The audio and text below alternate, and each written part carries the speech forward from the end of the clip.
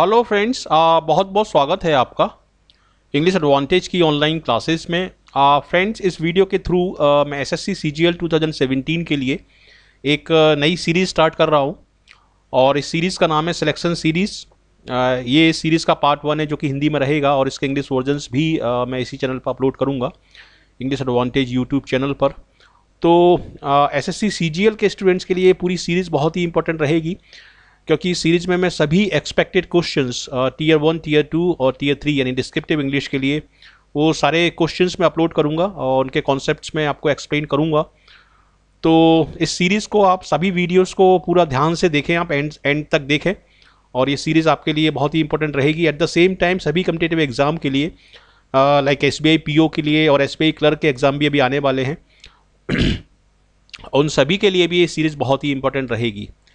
तो चलिए शुरुआत करते हैं। शुरुआत करने से पहले मैं यहाँ पर आपको इस टेस्ट सीरीज़ के बारे में बताना चाहूँगा। ये ऑनलाइन टेस्ट सीरीज़ है और इसके थ्रू आप लेटेस्ट पैटर्न के क्वेश्चंस की प्रैक्टिस करना चाहते हैं बिल्कुल एग्ज़ाम ओरिएंटेड मोड में, तो आप इस टेस्ट सीरीज़ को यहाँ से ले सकते हैं test.englishaadvantage.in। और इसका जो बेस पैक है उसका 399 रुपीज़ प्राइस है, 1 साल के लिए वैलिड है और पूरी तरीके से अपडेटेड है ये और एग्ज़ाम ओरिएंटेड है। तो इसको आप लें और कोई भी आपको प्रॉब्लम आए तो मुझे कॉल करें, डेफिनेटली मैं आपको रिस्पॉन्ड करूंगा। तो चलिए शुरुआत करते हैं। देखिए, एसएससी सीजीएल और एसएससी के सभी एग्जाम्स में जो ग्रामर का पोर्शन होता है वो बिल्कुल बेसिक ग्रामर के क्वेश्चंस आपसे पूछे जाते हैं। ज़्यादा टफ क्वेश्चंस नहीं होते जिस तरह से बैंकिंग में होते हैं, दूसरे एमबीए एग्जामिनेशंस में होते हैं, उस तरह के क्वेश्चंस नहीं होते। इसमें बिल्कुल बेसिक ग्रामर के क्वेश्चंस पूछे जाते हैं, इसलिए आप मान सकते हैं कि नॉर्मली एसएससी एग्ज़ाम का जो कट ऑफ होता है वो थोड़ा ज़्यादा जाता है बैंकिंग एग्ज़ाम से। 75 से 80% तक का कट ऑफ इसमें जाता है और 80% तक आप स्कोर करते हैं टीयर 1, टीयर 2 और इन सभी में, तो तभी आप सिलेक्शन की उम्मीद कर सकते हैं 80+ सभी में। जैसे टीयर 1 में आपके 25 क्वेश्चन हैं 50 मार्क्स के, तो कम से कम आपको मिनिमम 42-43 मार्क्स आपको इसमें स्कोर करना होंगे, तभी आप इसमें सिलेक्शन ले पाएंगे। तो इन चीज़ों का आप ध्यान रखिए। और सिंपल क्वेश्चंस होते हैं, ट्रिकी क्वेश्चन ज़्यादातर नॉर्मली नहीं होते, कभी कभी ही ट्रिकी क्वेश्चंस आते हैं। तो बेसिक ग्रामर की आपको डेफिनेटली इन डेप्थ नॉलेज होनी चाहिए, तो वो मैं आपको दूंगा इस सिलेक्शन सीरीज़ के थ्रू। और इस सीरीज़ के सभी वीडियो आप पूरी तरह देखें और ध्यान से देखें। तो देखिए, ये क्वेश्चन नंबर 1 है, Nisha is more funnier than Natasha. ठीक है, तो बेसिकली ये सेंटेंस इंप्रूवमेंट के क्वेश्चन हैं, लेकिन इन क्वेश्चंस के थ्रू आपका सेंटेंस करेक्शन और फिलर्स ये दोनों पार्ट्स भी इसके थ्रू आपके कवर होंगे। ठीक है, तो ये पूरा क्वेश्चन दिया हुआ है और इसमें एक पर्टिकुलर पार्ट अंडरलाइन है। ठीक है, इस पर्टिकुलर पार्ट जो कि अंडरलाइन है इसको आपको रिप्लेस करना है किसी दूसरे ऑप्शन से जो कि करेक्ट हो सकता है और आपको लगता है कि ये पहले से ही करेक्ट है, तो इसमें जो आपका आंसर होगा वो होगा डी, यानी नो इम्प्रूवमेंट। तो इस क्वेश्चन का आंसर क्या होगा? इस क्वेश्चन में देखिए फनियर दिया हुआ है, फनीएस्ट दिया हुआ है और क्वाइट फनी दिया हुआ है। देखिए, क्वाइट फनी इसलिए नहीं आएगा इसमें क्योंकि हम दो लोगों की तुलना कर रहे हैं इसमें, निशा की और नताशा की। ठीक है, तो क्वाइट फनी इसलिए इसमें एलिमिनेट हो गया। फनीएस्ट एक सुपरलेटिव डिग्री है और इस सुपरलेटिव डिग्री से पहले हम दा लगाते हैं, आपको पता होगा। और चूंकि यहाँ पर दा नहीं लगा हुआ है इसलिए फनीएस्ट इसमें एलिमिनेट हो जाएगा, क्योंकि यहाँ पर सुपरलेटिव डिग्री का हम यूज़ नहीं कर सकते क्योंकि दा आर्टिकल का यूज़ इसमें नहीं हुआ है। अब देखिए, इसमें देन लगा हुआ है, तो देन से पहले हम क्या लगाते हैं? देन से पहले हम कंपैरेटिव डिग्री का यूज़ करते हैं, तो फनियर यहाँ पर सही आंसर होगा। और इसमें गलती क्या है? इसमें मोर भी कंपैरेटिव डिग्री है और फनियर भी कंपैरेटिव डिग्री है, तो एक ही सेंटेंस में हम 2 कंपैरेटिव डिग्री का प्रयोग नहीं करते, ये ग्रामेटिकली गलत माना जाता है। ठीक है, तो इसमें आपका जो आंसर होगा इस क्वेश्चन में वो होगा ए, यानी फनियर। ठीक है, अब हम देखते हैं क्वेश्चन नंबर 2। देखिए, ये है क्वेश्चन नंबर 2, ईदर विजय और Vimal are going to be selected for the watch. या तो विजय सेलेक्ट होने वाला है वॉच के लिए या विमल सेलेक्ट होने वाला है। वॉच मतलब घड़ी और घड़ी मतलब उसको एक नाम में दी जा रही है, तो या तो विजय इसमें सेलेक्ट होने वाला है या विमल सेलेक्ट होने वाला है। तो गोइंग टू का मतलब है कि हम गोइंग टू का प्रयोग करते हैं इमीडिएट फ्यूचर के किसी एक्शन को बताने के लिए। ठीक है, तो इमीडिएट फ्यूचर की हम यहाँ पर बात कर रहे हैं, तो इसलिए गोइंग टू का इसमें प्रयोग हुआ है। लेकिन ईदर और नीदर नॉर ये जो होते हैं एक्सप्रेशंस ये सिंगुलर होते हैं, और इसमें हम जो हेल्पिंग वर्ब लेते हैं यहाँ पर ये पास वाले नाउन से लेते हैं। तो बिमल के अकॉर्डिंग यहाँ पर नाउन आएगी, और बिमल चूंकि सिंगुलर है तो इसलिए यहाँ पर हम क्या प्रयोग करेंगे, यहाँ पर हम प्रयोग करेंगे इज। ठीक है, हैज़ इसमें नहीं आएगा क्योंकि ये इमीडिएट फ्यूचर के लिए हम इसमें बात कर रहे हैं, और इमीडिएट फ्यूचर के लिए इसमें गोइंग टू लगा हुआ है, इसलिए हैज़ इसमें नहीं आएगा। और हैज़ बीन और हैव बीन का प्रयोग हम फॉर या सिंस के साथ करते हैं, तो फॉर या सिंस का प्रयोग तो इसमें हुआ नहीं है, इसलिए हैज़ बीन और हैव बीन इसमें नहीं आएगा। तो इसमें आपका जो सही आंसर होगा वो होगा इज, यानी बी। तो इस तरह के ये रियल क्वेश्चंस हैं एसएससी सीजीएल एग्जाम के, और बेसिक क्वेश्चंस है, इस तरह के क्वेश्चंस आते हैं। इस तरह के क्वेश्चंस की आप ज़्यादा से ज़्यादा प्रैक्टिस करें, और ओवर कॉन्फिडेंट ना रहें कि मुझे तो सब कुछ आता है, ऐसा आप नहीं सोचें। और इस तरह के क्वेश्चंस की ज़्यादा से ज़्यादा प्रैक्टिस करें, डेफिनेटली आपका सिलेक्शन होगा और आपको सफलता मिलेगी एसएससी के सभी एग्जाम्स में। देखिए ये है question number 3, my uncle presented me the more expensive watch. देखिए अभी मैंने प्रीवियस क्वेश्चन में आपको बताया था कि यदि यहाँ पर दा लगा हुआ है तो दा से पहले हम क्या लगाते हैं, दा से पहले हम लगाते हैं सुपरलेटिव डिग्री। ठीक है, तो ये सिंपल सा लॉजिक है, और इसमें आप सुपरलेटिव डिग्री लगा सकते हैं मोस्ट, और ये आपका आंसर होगा इसमें सी। ठीक है, तो इसमें सुपरलेटिव डिग्री होती है वो होती है मच, मोर और मोस्ट, तो सुपरलेटिव डिग्री होगी इसमें मोस्ट, और आपका आंसर होगा इसमें सी। क्वेश्चन नंबर 4 देखिए, the two brothers shared the property beside themselves. तो इसमें आपका जो ऑप्शन है वो 4 हैं, अमंग दिया है, बिटवीन दिया है, अमिस्ट दिया है। अमंग हम लगाते हैं, अमंग और बिटवीन का हम प्रयोग करते हैं दो व्यक्ति या दो वस्तु के बीच में जब कोई इंटरेक्शन होता है, तो उसके लिए हम अमंग या बिटवीन का प्रयोग करते हैं। दो के लिए हम बिटवीन, अमंग के लिए दो से ज़्यादा के लिए हम अमंग। और अमिस्ट का प्रयोग कहाँ पर होता है, अमिस्ट का प्रयोग हम नॉर्मली करते हैं नॉन काउंटेबल जो नाउन्स होती हैं उनके बीच में किसी चीज़ को दिखाना हो, जैसे नॉइज़ है, ट्रैफिक है, तो उसके लिए हम अमिस्ट का प्रयोग करते हैं। ठीक है, तो यहाँ पर काउंटेबल नाउन है, दो व्यक्ति की बात हो रही है, तो इसलिए इसमें आपका जो आंसर होगा वो क्या होगा, इसमें आपका आंसर होगा बिटवीन। ठीक है, बिसाइड का मतलब बगल में होता है, और बिसाइड्स अगर आप बिसाइड में एस लगा दें तो उसका मतलब होता है इसको छोड़कर या इसके अलावा। तो बिसाइड्स का मतलब होता है इसके अलावा, बिसाइड का मतलब बगल में, अमंग का मतलब दो से ज़्यादा के लिए हम यूज़ करते हैं, बिटवीन मतलब दो के लिए हम यूज़ करते हैं, और अमिस्ट हम यूज़ करते हैं नॉन काउंटेबल नाउन्स के बीच में कुछ चीज़ को दिखाने के लिए। तो इसमें आपका जो आंसर होगा वो होगा बी। क्वेश्चन नंबर 5 देखते हैं, the office staff members wished each other on new years day. अब देखिए ये इसी से मिलता जुलता क्वेश्चन है, इसमें हमने ईच अदर का प्रयोग किया है, लेकिन ईच अदर का मतलब होता है एक दूसरे को, और इसका प्रयोग हम करते हैं केवल दो के लिए। जैसे Ram and Shyam like each other, मतलब राम श्याम को पसंद करता है और श्याम राम को पसंद करता है। तो दो के लिए हम ईच अदर का प्रयोग करते हैं, लेकिन दो से ज़्यादा यदि व्यक्ति हो जाते हैं, राम श्याम और मोहन 3 व्यक्ति हो जाते हैं, तो उसके लिए हम वन अनदर का प्रयोग करते हैं। ठीक है, तो इसमें वन अदर भी दिया हुआ है, one other actually wrong expression है, वन अनदर सही होता है, और ईच अनदर भी रॉन्ग एक्सप्रेशन है। तो ये दोनों आपको दिए हैं कंफ्यूज करने के लिए है। ठीक है, तो इसमें आपका जो सही आंसर होगा वो ये वाला होगा, बी वाला, बी इसमें आपका सही आंसर होगा। क्वेश्चन नंबर 6 देखते हैं। तो इस वीडियो सीरीज में, इस पर्टिकुलर वीडियो में मैंने 20 क्वेश्चन लिए हैं, और इसमें लास्ट में एक क्वेश्चन मैं आपसे टेस्ट क्वेश्चन के तौर पर आपसे पूछूंगा, और उसका आंसर आपको मुझे कमेंट बॉक्स में लिख के भेजना है। तो इसलिए इस वीडियो को पूरा आप एंड तक देखें, और काफ़ी कॉन्सेप्ट्स इसके थ्रू आपके क्लियर डेफिनेटली होंगे। ये है question number 6, his speech was broadcasted over the radio last Thursday. ये एक अच्छा क्वेश्चन है, और 2013 में ये क्वेश्चन पूछा गया है, और एसएससी में आप हमेशा ध्यान रखिए कि प्रीवियस ईयर के क्वेश्चन पेपर आपके लिए बहुत ही इंपॉर्टेंट हैं, क्योंकि काफ़ी सारा पोर्शन सभी सब्जेक्ट्स में रिपीट होता है एसएससी में। तो कुछ क्वेश्चन मैंने इसमें last year previous year question से भी लिए हैं।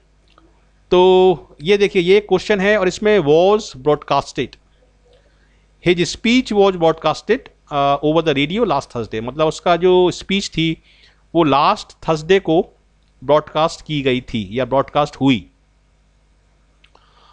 तो अगर ये देखा जाए तो ये सेंटेंस आपका सही है, क्योंकि पैसिव वॉइस का प्रयोग इसमें हुआ है, और पैसिव वॉइस में पास्ट सिंपल टेंस को इंडिकेट करने के लिए हम वॉज लगाते हैं और वॉज के साथ यहाँ पर हम थर्ड फॉर्म लगाते हैं। लेकिन इसमें गलती क्या है? इसमें गलती ये है कि ब्रॉडकास्ट और टेलीकास्ट, इन दोनों वर्ड्स की जो थर्ड फॉर्म है वो ब्रॉडकास्ट या टेलीकास्ट ही रहती है। ठीक है, ब्रॉडकास्टेड हम इसमें नहीं लगाते क्योंकि कास्ट इसमें लगा हुआ है। कास्ट भी एक वर्ड है इंग्लिश का, और कास्ट में हम थर्ड फॉर्म मतलब ईडी इसमें नहीं लगाते। जैसे स्प्लिट होता है या बैट होता है, बहुत सारे वर्ड होते हैं जिनकी फर्स्ट सेकेंड या थर्ड फॉर्म सेम रहती है। तो उसी तरीके से ये वर्ड हैं। तो ब्रॉडकास्टेड ना होते हुए यहाँ पर आपका जो आंसर होगा वो होगा वॉज ब्रॉडकास्ट। ठीक है, तो ये वाला आपका आंसर इसमें होगा। ठीक है, हैड बीन ब्रॉडकास्ट, कुछ स्टूडेंट ये यहाँ पर कंफ्यूज हो सकते हैं कि हैड बीन ब्रॉडकास्ट इसमें क्यों नहीं हुआ। हैड बीन ब्रॉडकास्ट इसमें इसलिए नहीं हुआ क्योंकि यहाँ हम किसी एक्शन के कंप्लीट होने की बात नहीं कर रहे हैं। हाँ, यहाँ हम केवल ये बता रहे हैं कि वो एक्शन हुआ, और जब कोई एक्शन पास्ट में होता है, पास्ट सिंपल टेंस का हम उसमें प्रयोग करते हैं, और इसी तरीके से इसमें पास्ट सिंपल टेंस का प्रयोग हुआ है जो कि पैसिव वॉइस में है। जब हम किसी काम का कंप्लीट होना बताते हैं तब हम हैड बीन का प्रयोग इसमें करते हैं। तो इसलिए एक माइनर सा डिफरेंस है। कुछ स्टूडेंट इसमें हैड बीन लगा सकते हैं, लेकिन हैड बीन इसमें गलत होगा, और इसमें सही आंसर आपका होगा वॉज ब्रॉडकास्ट। तो इस तरीके से थोड़े से ट्रिकी क्वेश्चन जहाँ पर माइनर डिफरेंस होता है ऑप्शंस में, ये काफ़ी टिपिकल हैं इस तरह के क्वेश्चंस एसएससी एग्जाम्स में। क्वेश्चन नंबर 7 देखिए, both the mother in law welcome the newly weds with garlands of flower. मतलब दो मदर इन लॉ की यहाँ पर बात हो रही है। बोथ का मतलब होता है दो। ठीक है, तो एक से ज़्यादा हो गए, प्लूरल हो गए। अब आपको क्या करना है? मदर इन लॉ का प्लूरल फॉर्म यहाँ पर यूज़ करना है। ठीक है, तो इसमें आपका मदर इन लॉ का प्लूरल फॉर्म यूज़ हुआ है, मतलब लॉ में इसमें एस लगा हुआ है। लेकिन ये जो एक्सप्रेशन है ये कंपाउंड नाउन है, क्योंकि इसमें हाइफन लगे हुए हैं यहाँ पर, और ये कंपाउंड नाउन है। कंपाउंड नाउन में हम जब प्लूरल बनाते हैं तो जो चीफ वर्ड होता है, जो मेन वर्ड होता है, उसमें हम एस लगा के उसका प्लूरल बनाते हैं। तो इसमें आपका चीफ वर्ड क्या है? इन लॉज में आपका मदर जो है वो चीफ वर्ड है, क्योंकि मदर की वजह से in laws mother in law word बना हुआ है, ना कि इन लॉ की वजह से। तो मदर इसमें चीफ वर्ड माना जाएगा। ठीक है, मदर को आप चेंज करेंगे ब्रदर में तो पूरा मीनिंग ही उसका चेंज हो जाएगा, इसलिए मदर इसमें आपका चीफ वर्ड है। तो मदर में इसमें आप एस लगाएंगे और लॉ में एस नहीं लगाएंगे। अब आप देखिए ऑप्शन, देखिए इसमें मदर में एस लगा हुआ है लेकिन लॉ में भी एस लगा हुआ है, इसलिए ये वाला ऑप्शन आपका गलत हो जाएगा।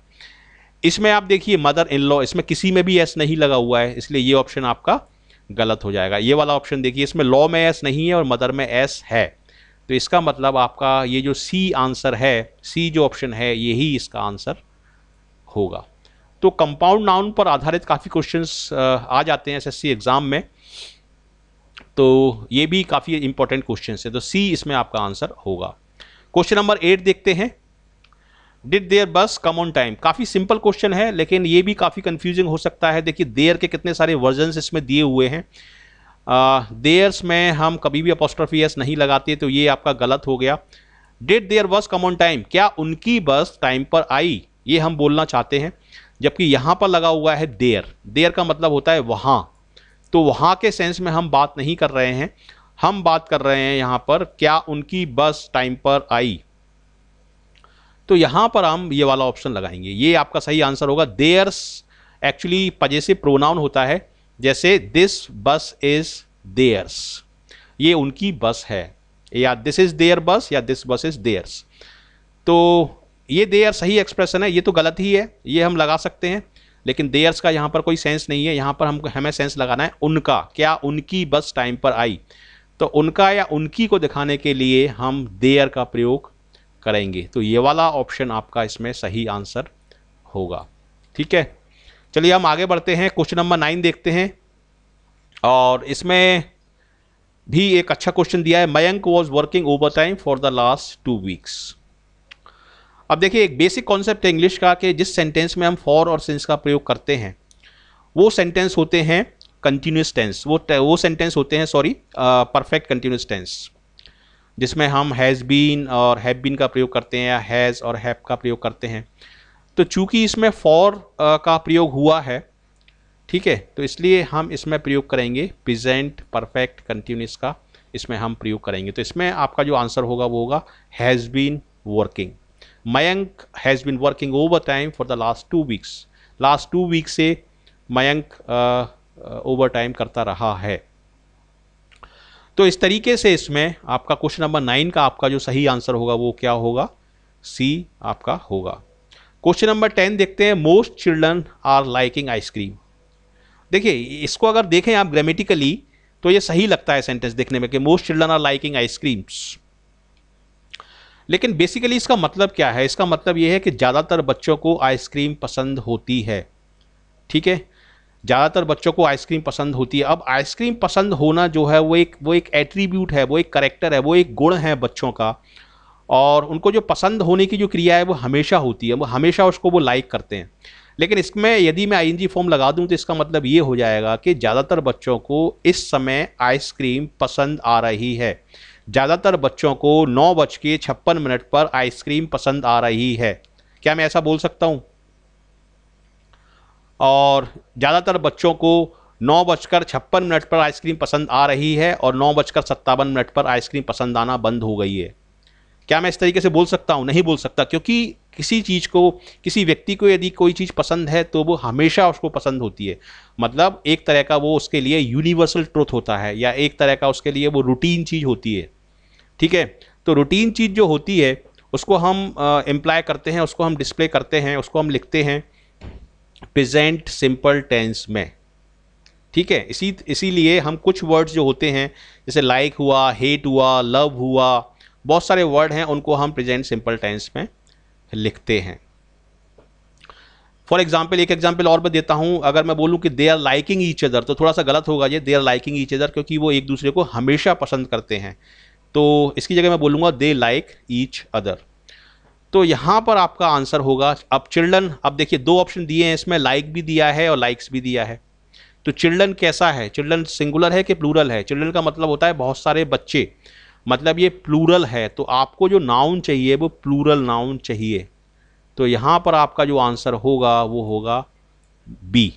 तो मोस्ट चिल्ड्रन लाइक आइसक्रीम। देखिए कितना सिंपल सेंटेंस है, बिल्कुल छोटा सा सेंटेंस है, लेकिन काफ़ी स्टूडेंट्स में लाइक्स लगा के आएंगे, काफ़ी स्टूडेंट्स में नो इम्प्रूवमेंट लगा के आएंगे, क्योंकि उनको ग्रामर के कॉन्सेप्ट्स अभी क्लियर नहीं हैं। तो इसलिए ग्रामर के कॉन्सेप्ट्स आप क्लियर करें और इन डेप्थ नॉलेज लें, तब आप इसको निकाल सकते हैं एसएससी एग्जाम को।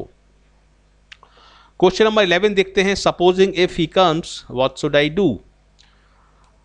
यदि हम ये मानकर चले कि वह आ जाता है तो हम क्या करेंगे? Supposing if he comes what should I do. ठीक है, अब आप देखिए इसमें इफ जो होता है वो कंडीशनल सेंटेंसेस के लिए यूज होता है। इफ का हिंदी में मतलब होता है यदि, और सपोजिंग का मतलब भी होता है यदि ऐसा हो जाता है।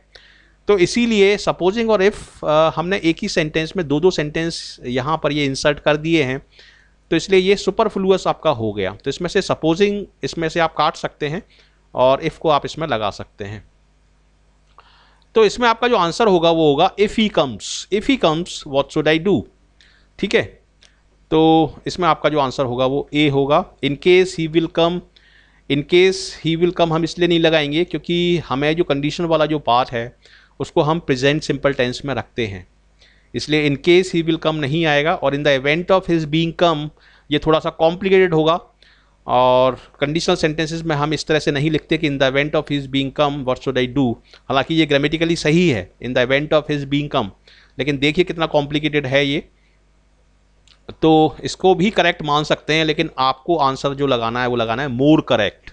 दो यदि थोड़े थोड़े करेक्ट आपको आंसर लग रहे हैं तो उसमें से एक 90% करेक्ट है और एक 100% करेक्ट है, तो आपको 100% करेक्ट वाला ऑप्शन चुनना चाहिए। तो इसमें आपका जो आंसर होगा 100% करेक्ट जो आंसर होगा वो होगा A, that is if he comes. ठीक है, चलिए अब आगे बढ़ते हैं। Children like to eat sweets. Children बच्चों को स्वीट्स पसंद होती है। तो ये जो क्वेश्चन है ये आपका क्वेश्चन टैग का क्वेश्चन है। तो क्वेश्चन टैग का फंडामेंटल क्या होता है? देखिए क्वेश्चन टैग में ये आपका ये वाला जो पार्ट है, ये children like to eat sweets, यहाँ तक का जो पार्ट है इसको हम बोलते हैं स्टेटमेंट। ठीक है, और ये वाला जो क्वेश्चन वाला पार्ट है, कॉमे के बाद वाला जो पार्ट लगा हुआ है, इसको हम बोलते हैं क्वेश्चन टैग, और इसको हम बोलते हैं स्टेटमेंट। ये है स्टेटमेंट और ये है क्वेश्चन टैग। तो स्टेटमेंट यदि अफर्मेटिव है तो क्वेश्चन टैग कैसा होगा? निगेटिव। और यदि स्टेटमेंट नेगेटिव है तो क्वेश्चन टैग कैसा होगा? अफर्मेटिव। ठीक है, ये एक बेसिक रूल है। और यहाँ पर जो हेल्पिंग वर्ब लगाई जाती है वो स्टेटमेंट की हेल्पिंग वर्ब के अकॉर्डिंग लगाई जाती है। अब ये वाला सेंटेंस क्या है? ये वाला सेंटेंस प्रेजेंट सिंपल टेंस में लिखा गया है। तो प्रेजेंट सिंपल टेंस की जो हेल्पिंग वर्ब होती है वो होती है डू और डज। तो डू और डज आपको इसमें प्रयोग करना होगा, और डू और डज आप जो प्रयोग करेंगे वो करेंगे निगेटिव में, क्योंकि स्टेटमेंट जो है वो आपका अफर्मेटिव है। ठीक है, तो इसलिए आपका जो आंसर होगा वो होगा डू नॉट दे या डोंट दे। ये इसमें आपका आंसर होगा। डू दे इसमें आपका आंसर नहीं होगा, क्योंकि स्टेटमेंट जो है वो अफर्मेटिव है और क्वेश्चन टैग इसमें निगेटिव होगा। तो इसमें आपका जो आंसर होगा वो होगा C, that is don't they. Question number 13 देखते हैं। He was so afraid that his knees knocked one another. क्या मतलब है इस सेंटेंस का? पहले इसका मतलब समझते हैं और फिर हम इसके ऑप्शंस पर जाएंगे और इसके आंसर्स को फिगर आउट करेंगे। इसका मतलब यह है कि वह इतना डरा हुआ था कि उसके जो नीज थे, उसके जो घुटने थे, वो आपस में एक दूसरे से टकराने लगे।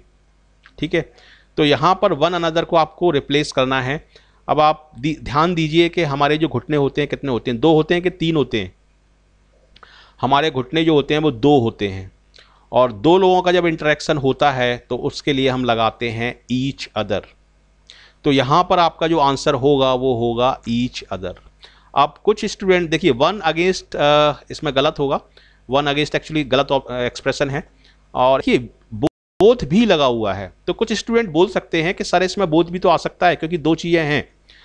तो देखिए, बोथ और ईच अदर में अंतर क्या है? ईच अदर में 2 चीज़ें आपस में एक दूसरे के साथ इंटरेक्ट करती है, उनका इन्वॉल्वमेंट होता है, उनका इंटरेक्शन होता है एक दूसरे के साथ। लेकिन बोथ में वो दोनों चीज़ें 2 तो होती हैं, लेकिन वो इंडिविजुअल होती हैं, उनका इंटरेक्शन नहीं होता। जैसे यदि मैं बोलूँ both Ram and Shyam are intelligent, ठीक है, राम भी इंटेलिजेंट है, श्याम भी इंटेलिजेंट है, तो इसमें उनका कोई इंटरेक्शन नहीं हो रहा है। ईच अदर में इंटरेक्शन होता है। जैसे Ram and Shyam like each other, मतलब राम श्याम को पसंद करता है और श्याम राम को पसंद करता है, तो इसमें इसका इंटरेक्शन हो रहा है। यहाँ पर दोनों घुटने आपस में एक दूसरे से टकरा रहे हैं, दोनों का इंटरेक्शन हो रहा है एक दूसरे से। तो इसलिए इसमें बोथ ना लगाते हुए हम यहाँ पर लगाएंगे ईच अदर।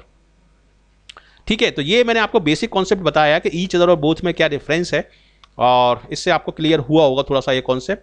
तो कंफ्यूज बिल्कुल भी मत होइए और बिल्कुल सही आंसर आप लगा के आइए। और इस सीरीज़ को आप पूरा देखते हैं तो डेफिनेटली आपके काफ़ी अच्छे मार्क्स आएंगे Tier 1 Tier 2 में, और डेफिनेटली आपका सिलेक्शन होगा। और मैं कोशिश करूंगा कि इस सीरीज़ में सारे इस तरह का कंटेंट लाया जाए जो कि स्टूडेंट को मार्क्स दिलाए और उनका सिलेक्शन कराए। क्वेश्चन नंबर 14 देखते हैं। देखिए, ये है question number 14। She had read Oliver Twist when she had been 14 years old. तो इस सेंटेंस में क्या होगा? She had read Oliver Twist, मतलब उसने ओलिवर ट्विस्ट पढ़ लिया था जब वो 14 साल की थी। तो यहाँ पर हम हैड बीन इसलिए नहीं लगाएंगे क्योंकि यहाँ पर हम ये बात कर रहे हैं कि जब वो 14 साल की थी। तो हैड बीन का मतलब हो जाएगा कि जब वो 14 साल की हो चुकी थी। ठीक है, तो हैड बीन यहाँ पर गलत होगा। यहाँ पर हम सिंपल बता रहे हैं कि जब वो 14 साल की थी। तो इसलिए यहाँ पर जो आपका आंसर होगा वो होगा आपका सी, यानी वो। ये भी एक अच्छा क्वेश्चन है, काफ़ी अच्छा क्वेश्चन है और काफ़ी कंफ्यूज कर सकता है। तो सेकंड वाले पार्ट में, क्योंकि फर्स्ट वाले पार्ट में हेड लगा हुआ है ओलिवर ट्विस्ट से पहले, इसलिए सेकंड वाले पार्ट को हम सिंपल टेंस में ही रखेंगे, क्योंकि ये पास्ट परफेक्ट का क्वेश्चन है। और पास्ट परफेक्ट वाले क्वेश्चन में फर्स्ट वाला पार्ट यदि हेड के साथ लगा हुआ है तो सेकंड वाला जो पार्ट है उसको हम हैज़ के साथ, वो पास्ट सिंपल टेंस के साथ हम उसको लगाते हैं। तो ये इसमें आपका आंसर होगा। चलिए हम आगे देखते हैं, क्वेश्चन नंबर 15 देखते हैं। और question number 15, all the candidates will give a test on Friday. अब देखिए कितना ट्रिकी क्वेश्चन है। एक गिव को आपको चेंज करना है यहाँ पर। तो इसमें आपके ऑप्शन है give, take, appear, take, accept और नो इम्प्रूवमेंट। तो all the candidates will give a test on Friday, मतलब सारे कैंडिडेट्स फ्राइडे को टेस्ट देंगे। तो देखिए, स्टूडेंट्स टेस्ट देते हैं और टीचर टेस्ट लेता है, ठीक है। लेकिन इंग्लिश में इसका उल्टा है, teachers give the test and student take the test. हमेशा ध्यान रखिए कि teachers give the test and students take the test. तो यहाँ पर स्टूडेंट टेस्ट को दे रहे हैं, तो इसलिए यहाँ पर हम लगाएंगे बी। ये काफ़ी अच्छा क्वेश्चन है। अब देखिए कुछ स्टूडेंट यहाँ पर पूछ सकते हैं कि सर इसमें एपियर क्यों नहीं आया। देखिए एपियर इसलिए नहीं आया क्योंकि यहाँ पर आपको एपियर को लाने के लिए यहाँ पर आपको आपके लिए इन होना जरूरी है, एपियर इन ए टेस्ट। तो इसलिए चूंकि यहाँ पर इन नहीं है तो इसलिए एपियर इसमें से एलिमिनेट हो जाएगा।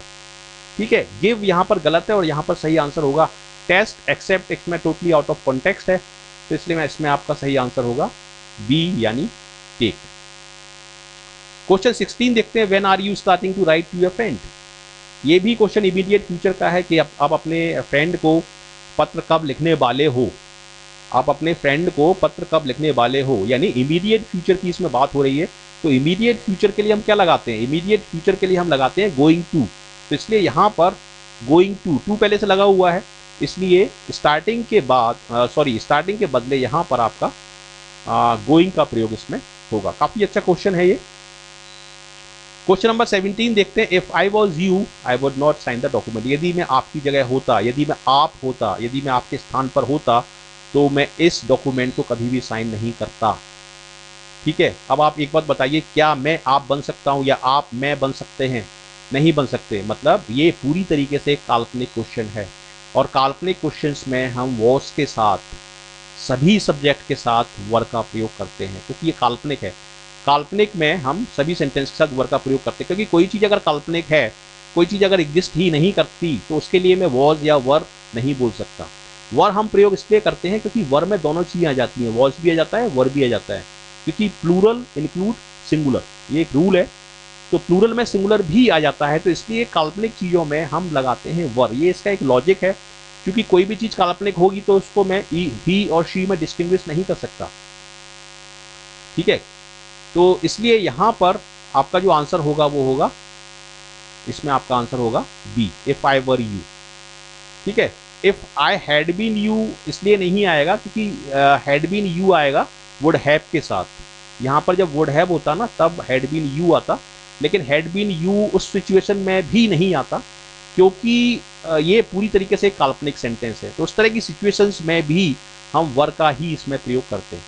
ठीक है, हैड बीन इसमें तब आता जब हम बोलते हैं कि if I had been in Agra, यदि मैं आगरा में होता, जो कि पॉसिबल है, जो कि काल्पनिक नहीं है, पॉसिबल है, तो उस सिचुएशन में यहाँ पर हैड बीन का प्रयोग हो सकता था।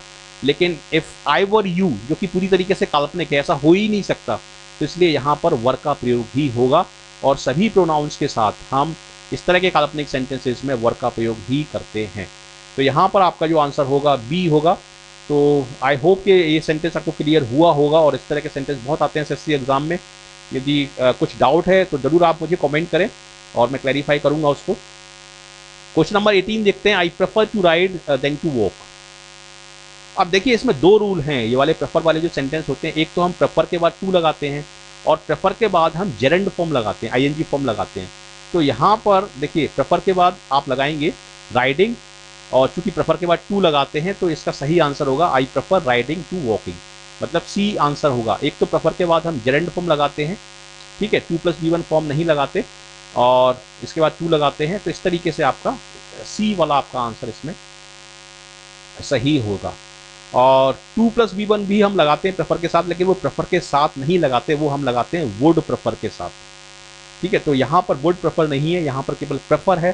प्रेफर के बाद हम जेरेंड फॉर्म लगाएंगे, आईएनजी फॉर्म लगाएंगे जो कि नाउन होती है और इसमें हम टू का प्रयोग करते हैं, तो इसलिए इसमें आपका जो सही आंसर होगा वो होगा सी, राइडिंग टू वॉकिंग। ये काफ़ी अच्छा क्वेश्चन है एसएससी एग्जाम्स के लिए और एसएससी का ये फेवरेट क्वेश्चन है, इसको आप मान सकते हैं कि एसएससी का ये काफ़ी अच्छा क्वेश्चन है। ये है 19th question, they were astonished through his failure in the examination. तो एस्टोनिश्ड, अमेज्ड, ठीक है, कुछ इस तरह के वर्ड हैं इंग्लिश में जिसके बाद हम प्रपोजिशन एट का प्रयोग करते हैं। तो यहाँ पर आप थ्रू ना लगाते हुए यहाँ पर आप लगाइए एट, एट इसमें आपका सही आंसर होगा। क्वेश्चन नंबर 20 देखते हैं, ही रिटर्न द बुक आफ्टर। देखिए कुछ सेंटेंसेस में आफ्टर और बिफोर का प्रयोग होता है, तो जिन सेंटेंस में आफ्टर और बिफोर का प्रयोग होता है वो सेंटेंस पास्ट परफेक्ट टेंस होते हैं।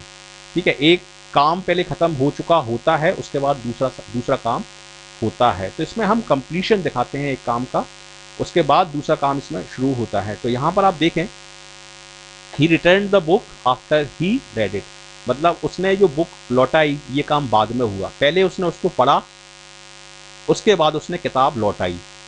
किताब लौटाने का काम बाद में हुआ, पहले उससे पहले एक काम खत्म हो चुका था। वो काम खत्म जो हो चुका था वो क्या था? वो काम था पढ़ चुकने का काम। तो इसलिए यहां पर हम बोलेंगे ही हैड रेड, ठीक है, he return the book after he had read, उसने बुक लौटा दी पढ़ चुकने के बाद। तो यहां पर आपका जो आंसर होगा वो होगा हैड रेड, सी इसमें आपका सही आंसर होगा। काफी अच्छा क्वेश्चन है ये, और ये टेस्ट क्वेश्चन है, इसको आप पूरा पढ़ें और इसको पॉज कर दें और इसका आंसर आप मुझे लिख के भेजें। और सभी स्टूडेंट, जितने भी स्टूडेंट इस वीडियो को देख रहे हैं, इसका आंसर आप मुझे लिख के जरूर भेजें और मैं डेफिनेटली अप्रिशिएट करूंगा। और ये है मेरी डिटेल्स, ये मेरा व्हाट्सएप नंबर है और ये इंग्लिश एडवांटेज ग्रुप है फेसबुक पर, इसको आप जरूर आप ज्वाइन करें। मैं आपसे रिक्वेस्ट करता हूँ इसको ज्वाइन करने की, क्योंकि यहाँ पर सारे ट्रिकी क्वेश्चंस आपको मिलेंगे, ट्रिकी क्वेश्चंस शेयर करता हूँ मैं, डिस्कशंस होते हैं स्टूडेंट्स के साथ, नोटिफिकेशंस यहाँ पर सारे आते हैं। और इंग्लिश एडवांटेज ग्रुप, इसका लिंक आपको डिस्क्रिप्शन बॉक्स में नीचे, इस वीडियो के नीचे मिल जाएगा, वहाँ से इसको आप जरूर ज्वाइन करें और इनमें आप पार्टिसिपेट करें, ट्रिकी क्वेश्चंस में, डिस्कशंस में, नोटिफिकेशंस में। और ये मेरा ईमेल आईडी है, इसके थ्रू आप मुझसे कांटेक्ट कर सकते हैं। तो ये सिलेक्शन सीरीज़ आपको कैसी लगी और कितनी यूज़फुल रही और कैसा रहेगा यदि मैं इसको आगे कंटिन्यू करता हूँ इस सीरीज़ को आपके एसएससी एग्ज़ाम के लिए, दूसरे सभी कॉम्पिटिटिव एग्ज़ाम के लिए, मुझे ज़रूर बताएं। और इस वीडियो को लाइक ज़रूर करें आप यदि आपको ये यूज़फुल लगा, और शेयर करें अपने ज़्यादा से ज़्यादा फ्रेंड्स के साथ, कमेंट करके मुझे बताएं। और क्वेश्चन नंबर 21 का आंसर भी मुझे आप लिख के भेजें। और यदि आपने इस चैनल को अभी तक सब्सक्राइब नहीं किया है तो ज़रूर आप हमारे साथ जुड़ें, आपका बहुत बहुत स्वागत है। ज़रूर इस चैनल को सब्सक्राइब करें, पूरा आपको एग्जाम ओरिएंटेड कंटेंट यहाँ पर मिलेगा और आपको सफलता मिलेगी। So thank you very much for watching this video and I wish you all the best for your bright future. Thank you.